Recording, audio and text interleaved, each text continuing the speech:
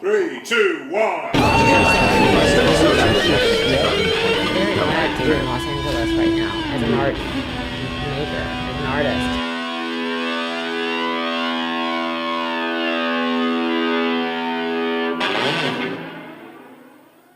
You know, you're saying you're looking at in a book how to do tempera painting and stuff. And I know that over the years, you know, you refer to things on the internet, like YouTube, of course, you know, whatever. Yeah. So there's, you know, the phrase that people love to use is autodidact. You know, so it's like you basically are self-taught along the way. Yeah, and you look for where you're struggling the most, where your weaknesses are, and you know, and certainly there's been times when, you know, I've overpainted, you know, because you know that it's not right, but you don't know how to get it right, and you don't know how to put all of this. And so, of course, you know, I would read as much as I could before the internet, and now the internet's been great because it's, you know, you can pick and choose just the little tips to steer you in the right direction without actually having one teacher telling you this is how you're going to do it.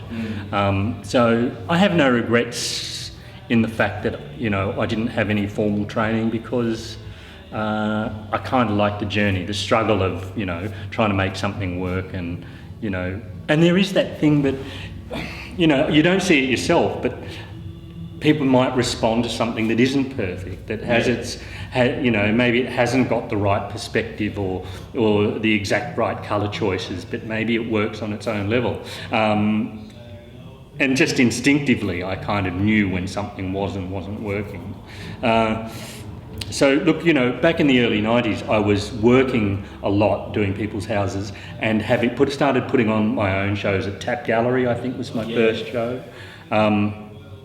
Back in those days, they were in a laneway, like this basement thing, and I did some sculptures as well and showed some landscapes, and I knew a lot of people in those days. I was very kind of social and stuff, so I managed to get a really good exhibition together and a lot of people in, and I sold a lot of work, which encouraged me then to have a show at Mary Place, which was in Paddington. A lot of artists have kind of started in that gallery. Again, it's an artist-run space, but a nicer space than Tap, big white kind of thing. Same thing, put on my own show, sold lots of work, and that's when the Barry Stern Gallery in those days was around the corner. He kind of came to see the show, loved it, and that started me working with a commercial gallery. So whenabouts was that? 93. Yeah. And I've been with that same gallery since 93, so how many years is that? 22 years? Fucking 3 years, yeah. And interesting, I mean, I've shown with other galleries and shown in all sorts of places and with other commercial galleries, I mean, but I've stuck with that one because the location's great and we've got a thing going in terms of, you know, there's something to be said for having a 23-year history with the one gallery. There's a certain amount of, what's the word, you know, continuity going on there. It's a rocky road, but that's another story. And, you know, it hasn't always been, you know, in the beginning, it was really just if I would sell, you know, I'm going to get another show kind of thing, or be in another show. Yeah. That's the only way I kind of got ahead. So, yeah. Have you seen a change in that time then, in that 23 years, of how your work has been kind of received or understood, or? Yeah, I suppose. I mean, I'm a much better painter. Yeah. The market's a little bit more sophisticated. The competition in the late 90s and the early 2000s became really fierce. Yeah. So, you know, there were some times there where I really had to look at what I was doing and realised that I actually had to pick my game up a little bit because it became more and more competitive. I mean, there was a gallery on every corner.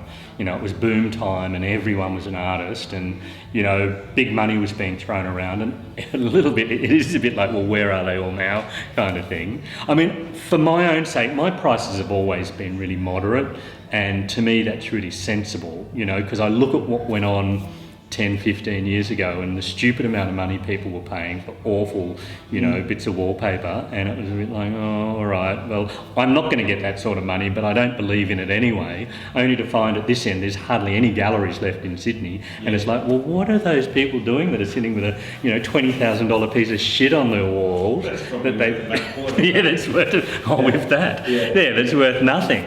So anyway, it's interesting to watch it all come and go, and that's how I'm starting to feel at 56 nearly, it's like, I actually have seen quite a lot of the market itself and the way things change, fashions change, and artists coming and going.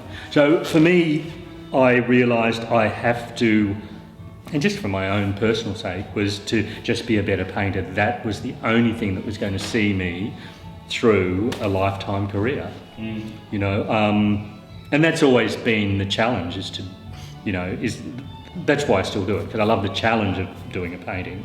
How good can I make it? How well can I, kind of execute this work?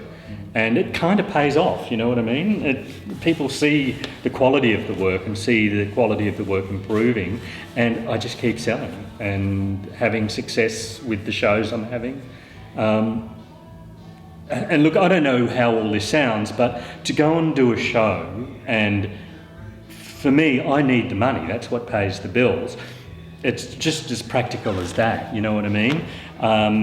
And to have a show and have very few sales, it's a little soul destroying for the amount of hours that you've just put in, the effort that you've gone to, and, the anxiety it creates because you actually need that money. It's kind of too late for me now to start another career. So, and I was aware of that in my 40s. It's like, fuck, I've invested all this time of my life into this. What am I going to do now? So if it doesn't work, if I can't sell paintings, go and get some work at Bunnings. You work very fast. Starting to. Well, you produce a lot of work in a very small space of time. I paint a lot though. I'm painting full time. You only see me in a social kind of atmosphere. I mean, I work all the time, but I'm getting to the point now. I've just spent the last few years really concentrating on being able to paint something and just get it without having to fuck around with it forever. And, it used to take me a lot longer to put a show together because I'd work a painting and I'd work a painting and then I'd put it aside thinking that's done, and then I'd come and see it the next day or the next week and oh fuck, that's awful, I have to go and do it all again and change this and change that and tweak this. I'm doing less of that, and I kind of figure at this age I actually deserve to be in a position where I don't have to work so hard, where I don't have to labour over something to get it right so much. I feel like I've got enough of a, repertoire is the wrong word, but enough kind of knowledge and just the mileage that I've done with that brush to be able to work out how to put something down without having to spend so much time. But look, it may look like it's quick and easy, but sometimes I really do kind of struggle with things. The show that I put on for Sydney that was in February, there was a lot of kind of work on some paintings to get them right. I mean, you don't want to just stick with the formula, because what's the challenge in that? And I'll do things like say, that's a great painting, I'm just going to keep doing that for a while. But seriously, by about painting 4 of that idea, it's a bit like, oh, well, I've had enough of that. I want to go and, try something that isn't so tried and true. So what is the challenge when you're working, when you set yourself, for instance, if you've just done a show that is, a particular kind of subject matter, do you then kind of go, okay, next show or next painting? Look, it all just leads on to the next painting. You know what I mean? I don't overthink it. I don't try and do a show as in there's a theme. I'm painting fruit and flowers most of the time. The challenge in that is the quality that I'm trying to create within that image and the way I've painted it, and the technical stuff in that I really enjoy as well. Of course it's commercial and I understand that, and it's this kind of audience I've created for myself, and I'm not going to undermine that audience by, I'm going to do a series called The Bus Crash. You know, it's going to be, you know, heads decapitated and blood and guts and all of that. Because what would be the point? So the last couple of years I've been putting things in competitions and doing work that's a little different to the more commercial side of things. But look, competitions are so dissatisfying, you know. It's just, you end up paying all this money to get into them and transporting paintings, and it's just a lot of bullshit. I can't be bothered thinking about it at the moment. So look, you know, again, I'm not going to kind of lie awake at night at this point of my life thinking, oh, have I made the right choice? Should I be painting something a little more serious and sort of, you know, full of angst and, you know, talking about the human condition? It's just not what I'm going to be doing. But then I think, you know, when I see your still lifes, this, because, I mean, they are literally quite dark. There is something, there is, to me, something that's kind of quite brooding within them. It's not, they're not just well, still I don't try and overthink it. Yeah.